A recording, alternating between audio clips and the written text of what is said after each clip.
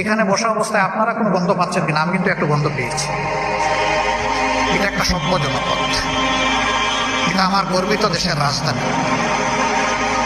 দুনিয়ার বিভিন্ন দেশে যাওয়ার সুযোগ হয়েছে, সেখানে নগরে শহরে এরকম চলমান প্রবাহমান বহু চ্যানেল আছে, ঝর্ণা আছে, নদী আছে, খাল আছে, ড্রেন আছে, কিন্তু আপনি ড্রেনের পানি হাতে নিয়ে দেখবেন যে মার্বেলের মতো চকচক করছে। কেন? তারাও মানুষ, আমরাও মানুষ। আমরা কেন দুর্গন্ধের সঙ্গে হব? আমরা কেন পলিউটেড ওয়াটার স্ট্রিমের সঙ্গে হয়ে দুকে দুকে মরব? হাজার রোগ কেন আমাদের দেশে এই কারণে বাসা বাঁধবে? কপাল আমাদের এই জায়গায়।